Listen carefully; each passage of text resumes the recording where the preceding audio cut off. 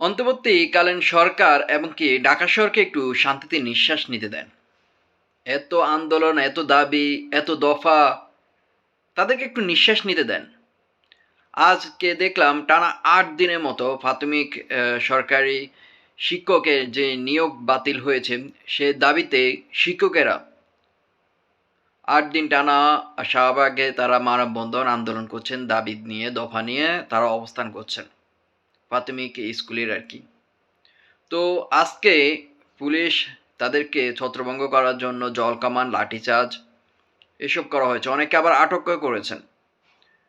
অনেকে আবার তাদের বাচ্চাদেরকেও নিয়ে এসেছেন।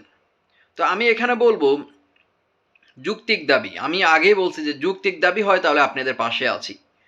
আপনারা হাইকোর্টে আবেদন করেন, সরকারের কাছে কোনো চিঠি যদি থাকে আকারে সেগুলো পেশ করেন, তাদেরকে বলেন। আপনাদের দাবিটা সেগুলো বলেন। যেভাবে শাহবাগেরটাকে কলঙ্ক করে ফেলা হয়েছে। একের পর এক দাবি, একের পর এক লোক আসি, এক এক মানে শুধু চলতেছে আন্দোলন, দফা দাবি। এত বছর আপনারা কেন চুপ ছিলেন? এত বছর আপনাদের দাবি আন্দোলনের কথা কি মনে ছিল না? সরকার যখন অন্তর্বর্তীকালীন সরকার বসছে, বড় মনে হয় ১৫০-২০০ শুধু আন্দোলন দাবি এগুলো শুধু ট্যাকেল দিছে। সরকার কিভাবে উন্নয়ন করবে, কিভাবে সংস্কার করবে, কিভাবে কি করবে?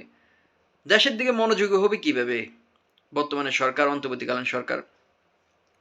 তো আপনারা যারা আন্দোলন করবেন, মানববন্ধন করবেন, আমি যদি যৌক্তিক যদি কোনো দাবি হয় আন্দোলনে, তাহলে আপনি সাধুবাদ জানাই।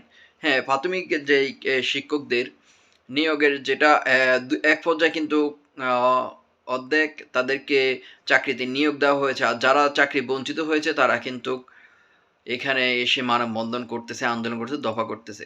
তো আমি এখানে বলব যে যারা দায়িত্বশীল আছেন সরকার পর্যায়ে, তারা এই বিষয়টা দেখা দরকার।